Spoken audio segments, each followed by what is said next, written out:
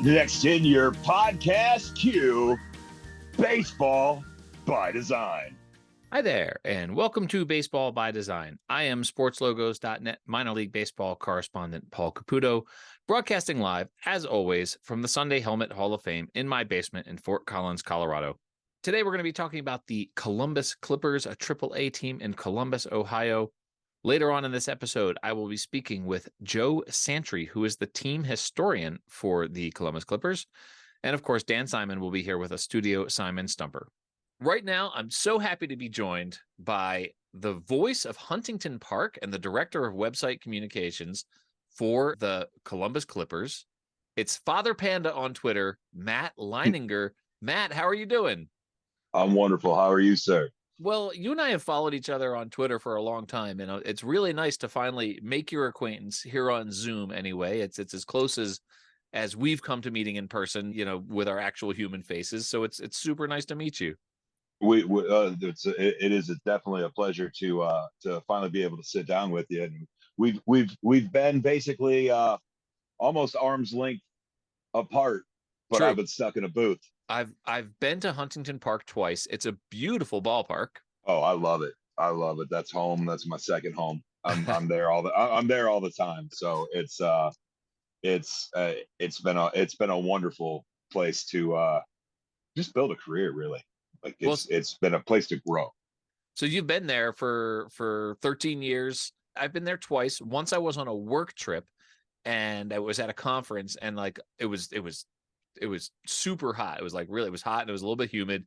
And I left this, conference that I was attending still in like khakis and dress shoes and like a shirt and tie, and went to the game by myself. Went up in that. There's this awesome like brewery out in left field that gives you this amazing view of the ballpark. And then, of course, last year it was part of our baseball palooza trip. And so I was there with 10 guys. And on both instances, we were only there during actual game time. And so I didn't get a chance to come say hi to you. So finally, now we get to actually have a conversation. Let's talk about your Columbus Clippers here. Why is a team that plays in Columbus, Ohio, named for a seafaring clipper ship? Well, with the city being Columbus, and a clipper ship being, I wouldn't say that that's one of I'm not sure if that's one of the types of ships that they came over on, but or whatever that tale is that we were taught in high school, in elementary school. But yeah, so the tie is there. It's really cool because I get to do a lot of stuff with the social media graphics, using water. Mm-hmm. Like I can use any type of like background using water or anything like that. And, it allows us to, or it allows me to kind of target how I'm making my graphics and stuff, and where we're going, like with the lineup graphics and starting pitchers and all that. Sure. But yeah, Clippers started in 1977. We're with the Pittsburgh Pirates affiliation for 2 years, and then 32 years, I think, with the Yankees. But I actually didn't really have anything. I didn't grow up in Columbus. I grew up in Northwest Ohio. So I grew up going to Mud Hens games. I wouldn't necessarily say that I was a Mud Hens fan, but when you're a kid in the local minor league team, you just kind of go. Yeah. So I grew up going to the old Ned Skeldon Stadium. So while I don't have any memories of Cooper Stadium, where the Clippers played for the longest time, I have fond memories of the Ned, which comparatively speaking is a very similar, old school classic ballpark. When did Huntington Park open? Huntington Park opened in 2009. Okay. So technically this is our 15th year of being open. So I think be season 14 since we lost 2020. We had 2 years with the Nationals prior to moving into Huntington Park. And then when they moved into Huntington Park, it became the affiliation with Cleveland. Okay. And that has just become, it's just, 14, 15 years running now. It's a wonderful partnership. 2.5 hours away, right up the road. So you've been with the team 13 years. So when you came on there, and it sounds like the new stadium roughly correlated with the current version of this brand. But basically going back to 1977, the first version of the logo, they all 4 have some version of a clipper ship. And I do have to admit to a certain amount of prior knowledge coming into this one, because I remember researching it.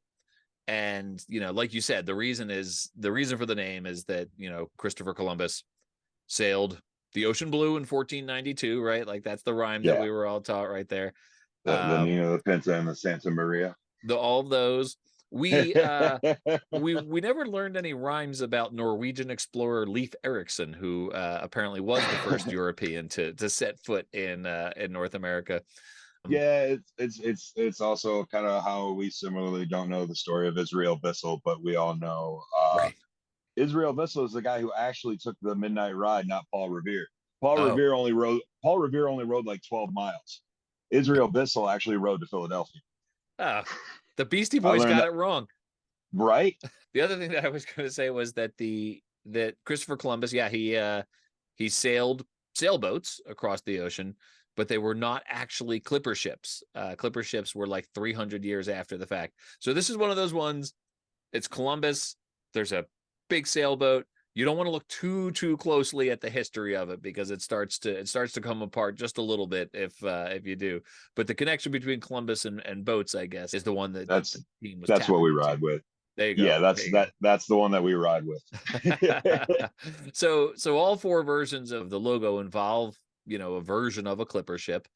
The first one had a big letter C, and then had red and blue. And then ever since there's been 3 more of an oval C on that. Right. Yeah, exactly. Yeah, it looks like the Oregon O almost, but with just part of it cut out to make a C. And then since then, it's been like the more sort of like cyan or turquoise blue with the dark blue. It's been just a couple different kinds of blues, and then of course the type and the letter C has changed a little bit. So the branding is pretty consistent since 1977, right? The letter C and a version of the boat, and there's been it's been updated over the years, but certainly that brand has stood the test of time over the years. Being there as long as you have. Is there ever do you ever have clamoring to like, hey, everyone else is rebranding in minor league baseball, we should too? Or is this one now like just firmly entrenched? It's one of the like Yankee style classics out there.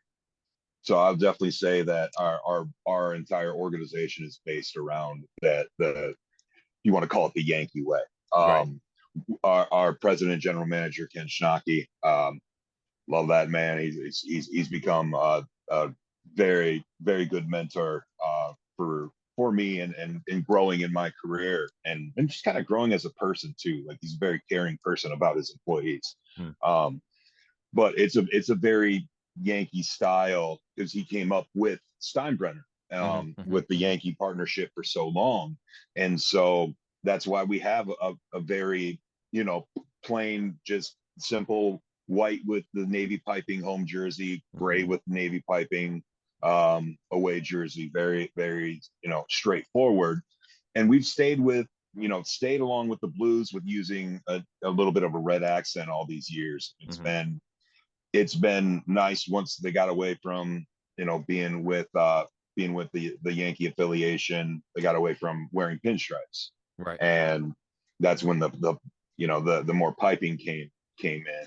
Also, when you look at, like, you've been to Huntington Park, you look at the outfield wall, there's Huntington Park along in left center, and then the advertisement for Pedialyte Forge in right. And that's it. And you can't tell me you go to any other minor league ballparks that are gonna, like, zero signage. It's very, very clean, very crisp. Yeah. And I'm not trying to take away from anybody that has the ads in the outfield and stuff. Yeah. But my view is wonderful, because I get to sit just to the first base side of home plate with a view of the city in the background, and get to watch just this perfect little slice of heaven, downtown capital city of my beloved home state of Ohio. So we touched on the ballpark itself, right? Like I mentioned, it's a very, like you say, the design of the ballpark is pretty consistent with the design of the brand. It's very clean. There's This I really love the way it says Huntington across the top and sort of the all caps Hmm. like letter space, like Behind it. very elegant sans serif typography across the top of the ballpark. So it's a very photogenic ballpark. It was a very comfortable ballpark. You guys do a great job with the helmet Sundays. You know that that's an important. I've got several Columbus Clippers helmet Sundays out there in the collection. It's your voice, right, that's booming through the stadium as batters come up to bat, and that as you're making these announcements. Yeah, that's so that's kind of the voice of Huntington Park has kind of become, that's my where I'm just so comfortable, Right. and it's just so easy. Like I don't even do vocal exercises anymore before starting. Like I don't. It's just we just lean right into it. Good evening, ladies and gentlemen, and welcome to Huntington Park. Oh And man. so we just kind of roll with it, and Yeah. it's gosh, I just love it. And we really try to not make it matter what's on the scoreboard. Like, yeah, we get the bases loaded. That's a good time to get everybody up and get Yeah. everybody pumped. Like, let's go, let's rally and stuff. Yeah. It's just all about just having an upbeat atmosphere. And gosh, our last Saturday home game, we had a crowd that was just oh fe- fe- fever pitch, just short of 10,000, and Wow. they were from the start of the game to the end. Given that it's a AAA team and you've been there as long as you have, I'm sure you've had a bunch of great players come through, and it's been fun to announce them. But I'm not asking you who the best players are that you've gotten to announce. What are the best names? What are the most fun names for you to announce when these players come through? So my all-time favorite name is, it's actually a very simple one, and that's a guy we had come through. He was with us in 2015. I want to say 2016 as well. And that's Audie Siriaco. And it's just the way it flows with now batting left fielder Audie Siriaco. And it just flowed. And it was the first name that I really felt myself kind of coming into my own as an announcer in Uh-huh. that time. And I was in year like 3 or 4 and still kind of getting, my feet wet and trying to figure out exactly what my style is and how I'm going to be approaching games. And I was really taking that time and learning. But that was the first name that really I remember just flowed nicely. And now we've got a guy named Jean Kenzie Noel. Nice. And when I tell you, I absolutely love saying that dude's name. And the bigger the moment, obviously, the more emphasis I put into it. And it's just John Kenzie Noel. And between him and Rene Delgado, those are my two favorite current ones. That's awesome. Obviously, Francisco Lindor was Yeah. fun. And, you get a lot of times it's fun when guys come down. And I don't mean in like being sent down, but like coming back like from injury. Like Oh yeah. we had Joey Votto with Louisville for Yeah. an entire week here. And so like we got to announce like first baseman Joey Votto. And even though it's for the away team, it's still Yeah. kind of like, oh man, he's a future Hall of Famer. That's pretty Yeah, you cool. got to have a Like, little fun with that. Right. yeah. Matt, I have to ask you, I know you from the world of Twitter. That's how you and I got to know each other.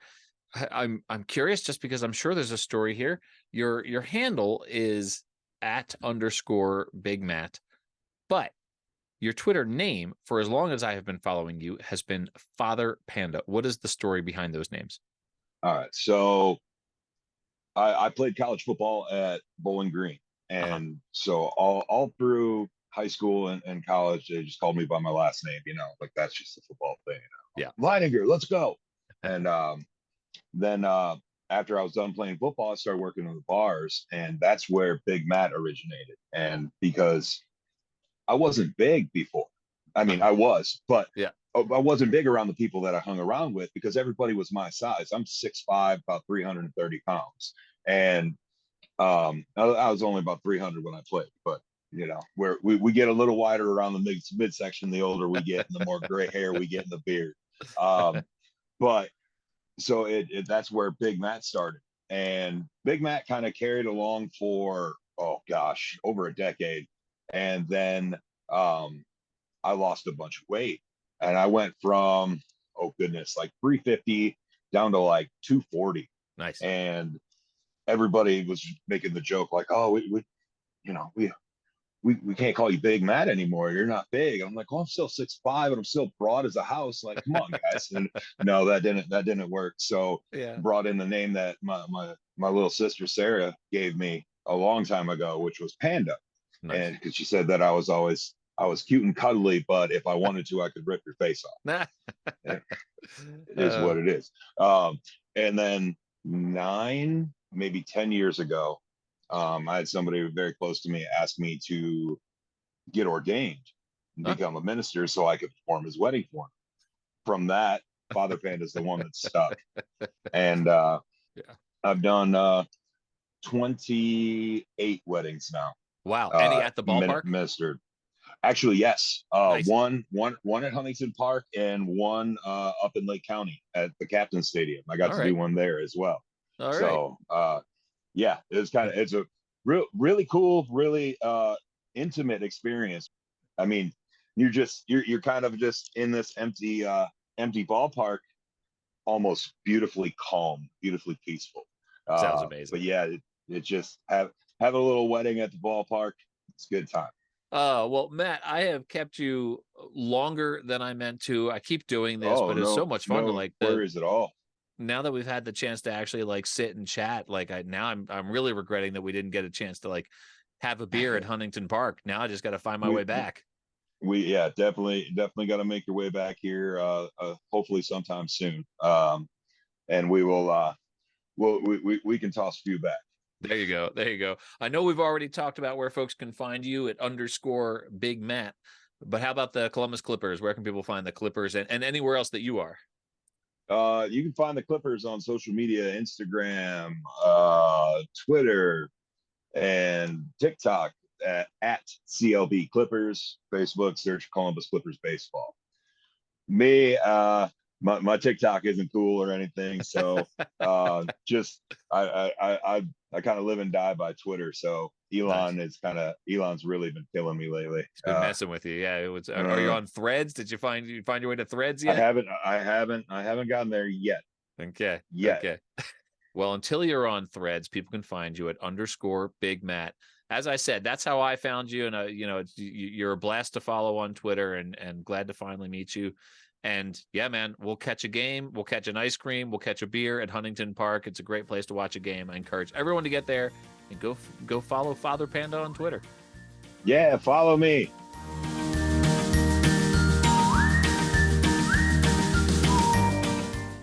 All right, everyone, welcome back.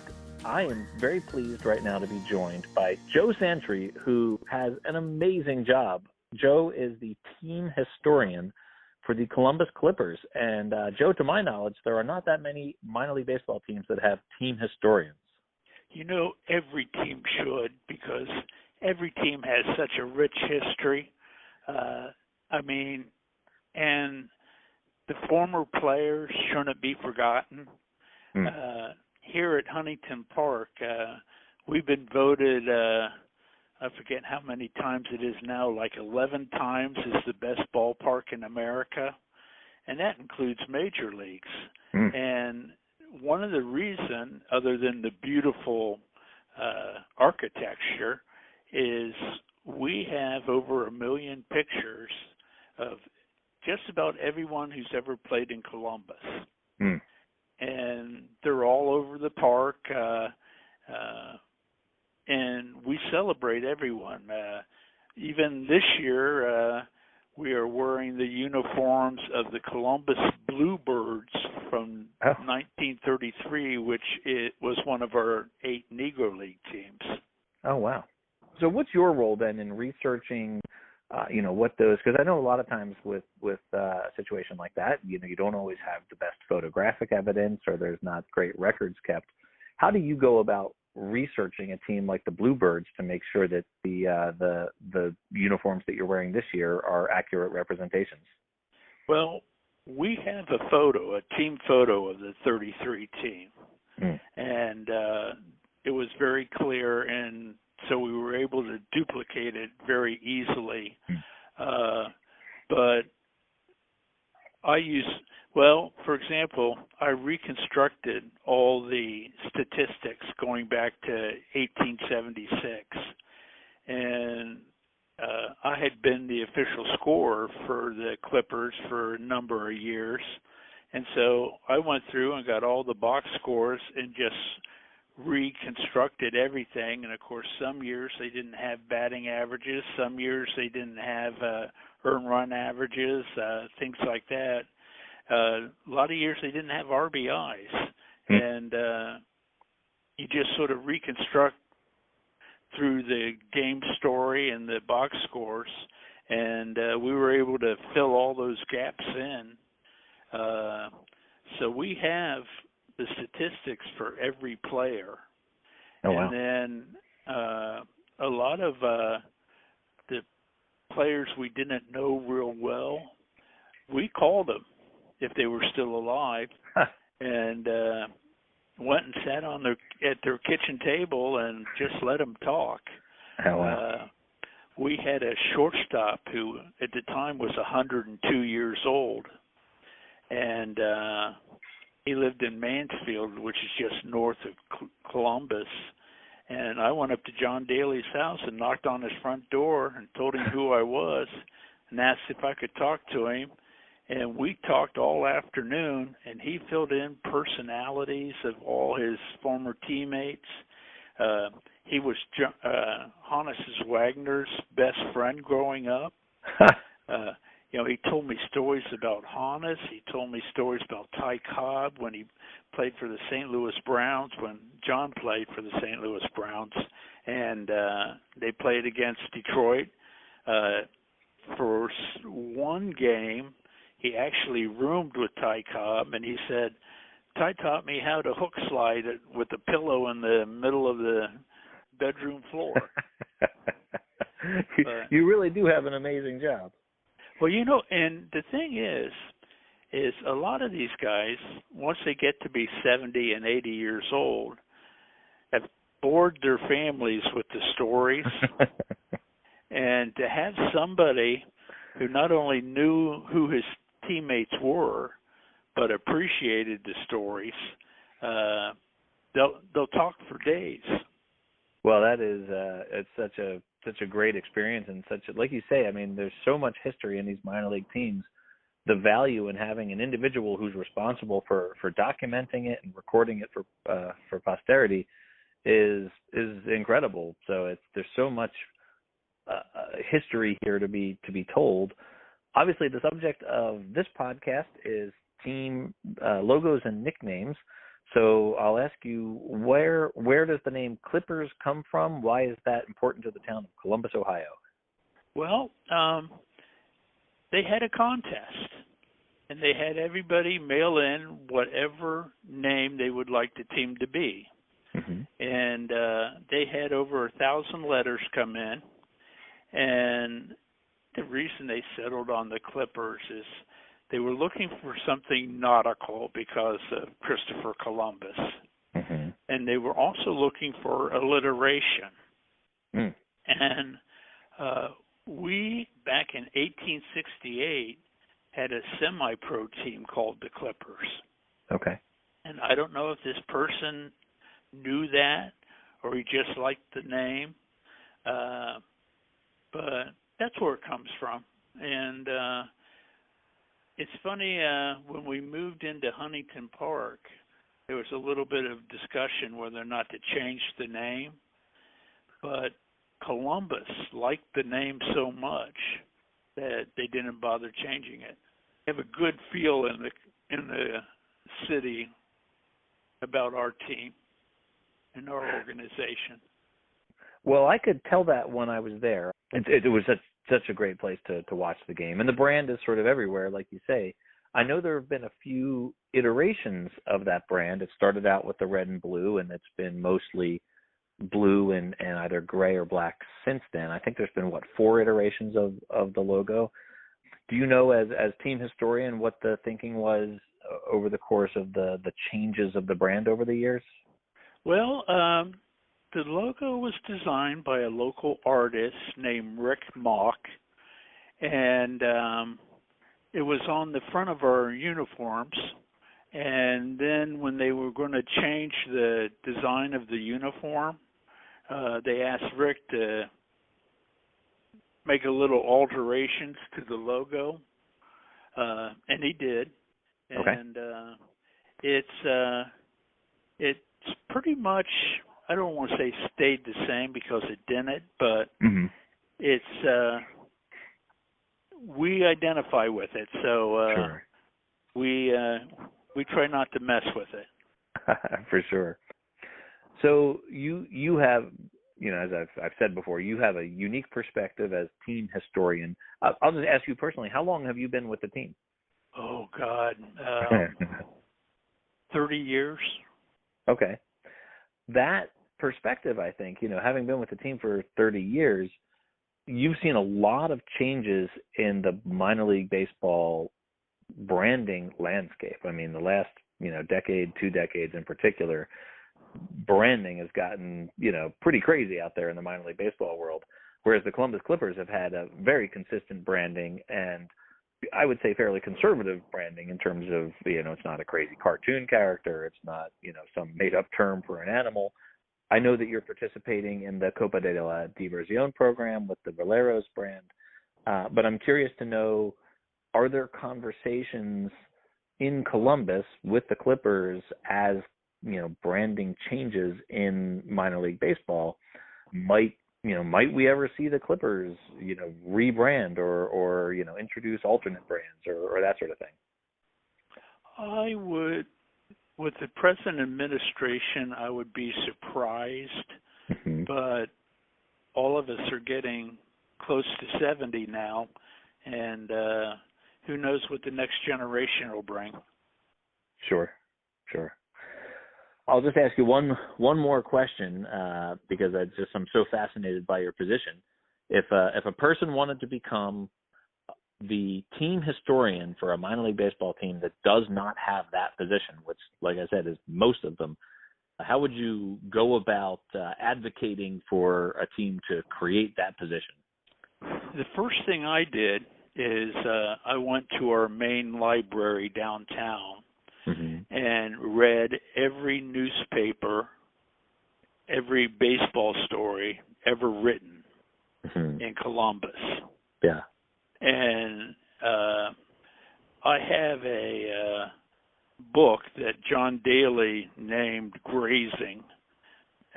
And what it was is I redid all the statistics and put it down, and at the bottom of the page there'd always be a little space left.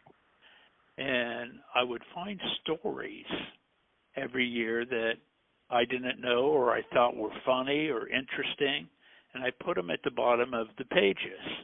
And I just called that paragraph Grazing.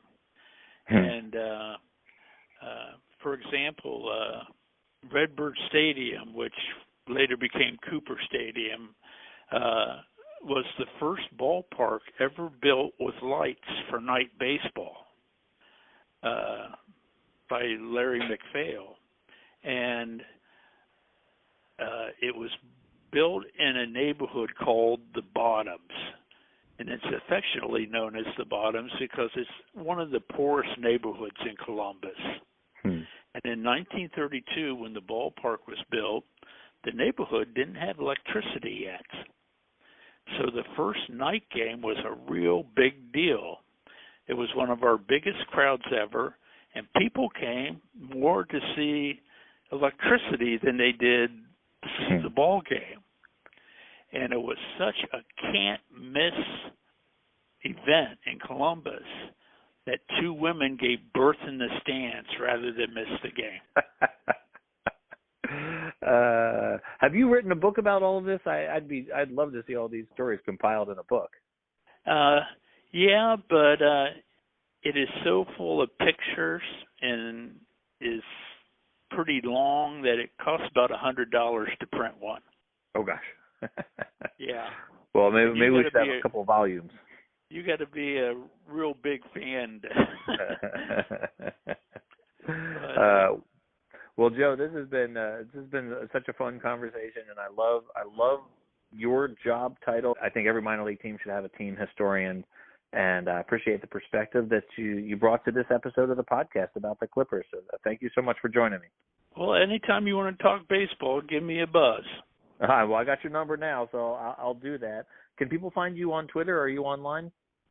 My email is jsantry, my name, at clippersbaseball.com. Fantastic. They've been trying to talk me into doing a thing online, a story a day, which I could do easily. Most of it's already written. Yeah. But I give speeches all over Central Ohio, and I don't charge for them. Mm-hmm. And I give tours of the ballpark that we don't charge for. But there are things like the first time Columbus played the national anthem before the ball game, we didn't think it all the way through, because when the young high school girl finished and the umpire yelled, "Play ball," when 20,000 people all sat down at the same time, the ballpark collapsed. No. True story. I was trying to guess where that story was going, and I did not have that in as one of the possibilities. That's incredible. See, I think they're right. I think you should start a social media account where you document all these stories. Yeah.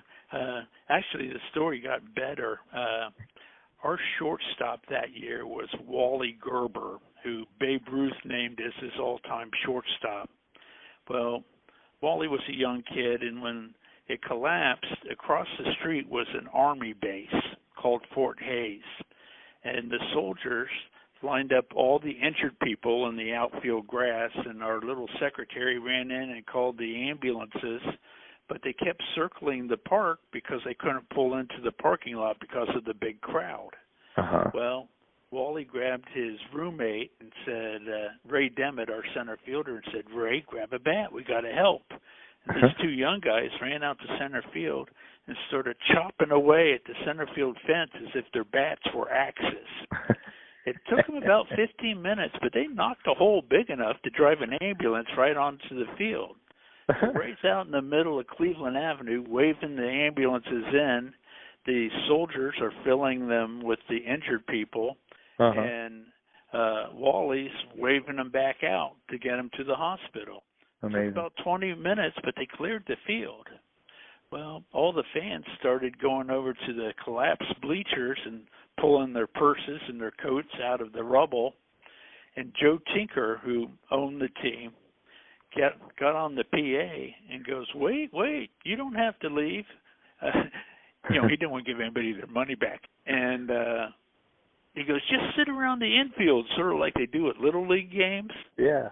And if I remember correctly, the score was like 0-0 in the ninth inning, and Louisville's big slugger came up.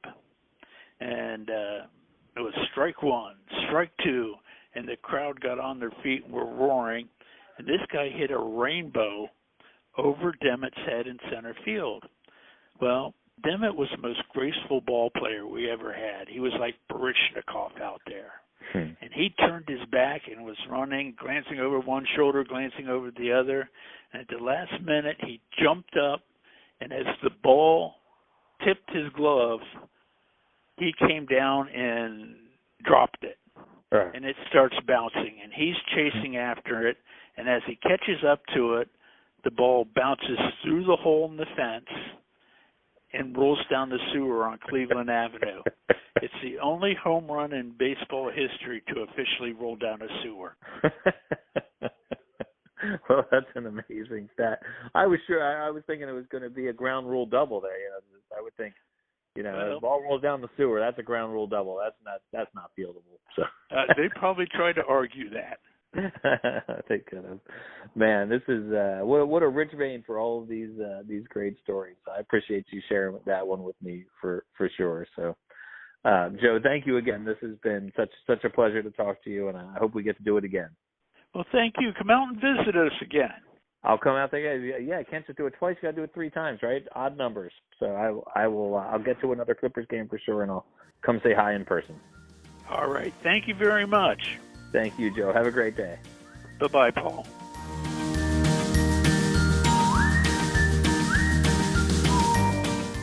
It is time once again for your favorite segment on this podcast, my favorite segment on this podcast. Dan Simon of Studio Simon is here once again with his Studio Simon Stumper. Dan is taking time out from his busy schedule of designing amazing logos for minor league baseball and the sports world at large. Dan, hello. How are you? I am fantastic. Speaking of designing amazing logos, I'm not going to say it is amazing, although I strive to have it be amazing, but I am working on a doozy right now that, unfortunately, because of how much in advance these things need to be done, it's not going to see the light of day for a while, but I've got some good stuff coming up. So things that got done a while ago that are going to be unveiled this off season. The stuff I'm doing now, we're talking about more than a year in advance, but I got a lot of good stuff in the pipeline. So everybody be on the lookout, although please know it's not coming anytime soon. Dan, I actually make all of the listeners of this podcast sign a non-disclosure agreement. So you can just go ahead and tell us what it is because they're not allowed to say. All right. Oh, in that case, okay. We're talking today about the Columbus Clippers, named for a kind of ship that existed 300 years after Christopher Columbus sailed the ocean blue. It's a little bit of a stretch, the connection between Clippers and Columbus, but we're talking about boats. We're talking about Christopher Columbus. We're talking about little limericks with 1492. I don't know if it's technically a limerick or what, but anyway, we're here for a Studio Simon Stumper that I'm going to guess is going to be boat or Columbus related. Let's hope you're as good of a guesser when I ask the stumper as you were with that, because that's exactly what this Studio Simon Stumper is about. And here we go. So in 1492, when Columbus sailed the aforementioned ocean blue, only 2 of the 3 ships that were on that voyage returned to Spain. Oh. Which one did not? Was it the Nina, which I believe is how it's pronounced because it's got the little squiggly thing on top of the second N? Got the N, yeah.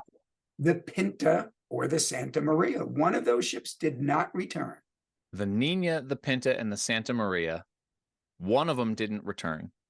I am going to say, okay, I mean, there's nothing I can do to suss here, right? Like, and Santa Maria is the only one that's different because it's got 2 words. I am going to say that the Nina did not return. Okay. Your guess earlier about what the question was about was better than your guess here. Okay. Because do I get 3 guesses? I'll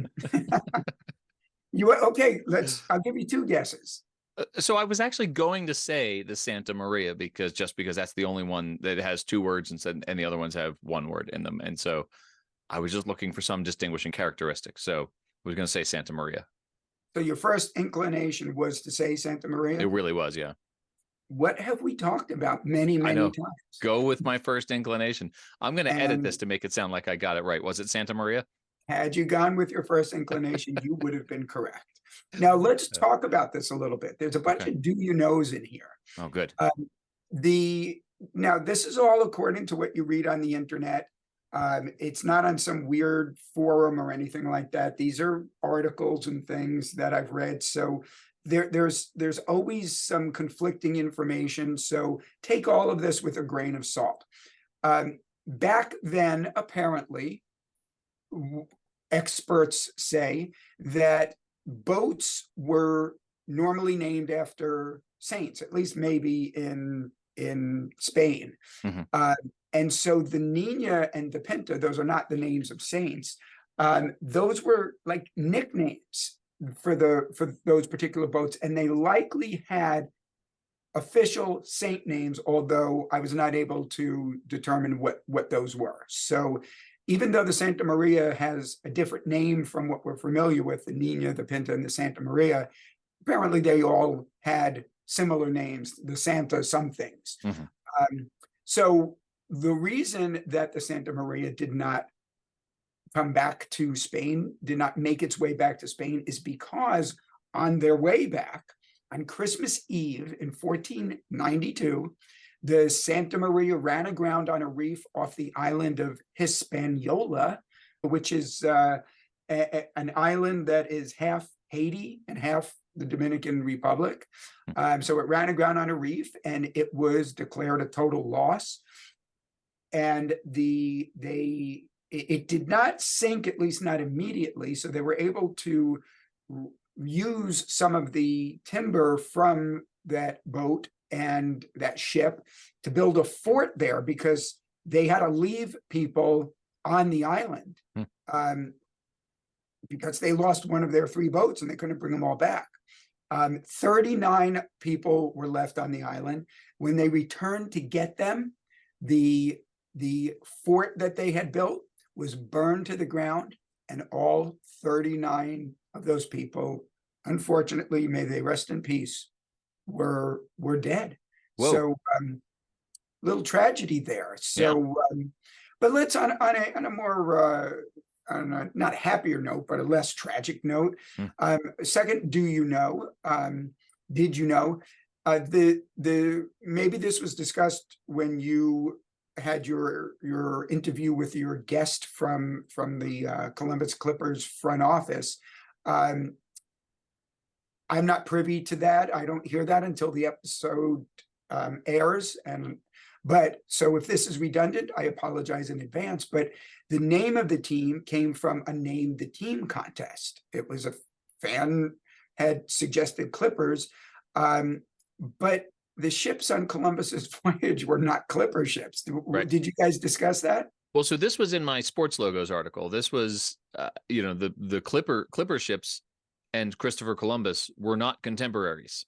And so I think, we sort of, Matt Leininger and I loosely discussed the fact that the reason Columbus has Clippers for a brand is that, they're a seafaring vessel, they are sailboats, but there's about 300 years between Christopher Columbus and the Clippers. So that's correct. Clipper that ships one I were knew. Yep, they were not built until the mid 1800s. So yeah, it's a little bit over 300 years. Now there's also I think a pretty common misperception that the ships were galleons, but they're not galleons either. There's even a joke about that. How does that go? What explorer got the best gas mileage? And it was Columbus, because he sailed all the way across the ocean on a galleon, on one galleon, but something like that. But they were not galleons, which were not built until the 1500s. So the Santa Maria was a 100 to 150 ton cargo ship called a carrack. In Spain, in Spanish or Portuguese, that it was a nau, N-A-U, I guess the prefix for nautical. But that ship, and that's the one that that Columbus traveled on until its unfortunate running aground off the island of Hispaniola. And the Nina and Pinta were smaller ships called caravels.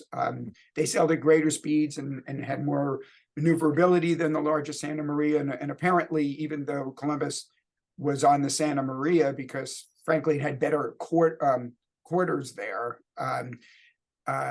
he actually was fond of the smaller ships, probably because they were faster and more maneuverable. So there's a little bit of extra information, and that's all I got on that great voyage where Columbus did not actually discover America.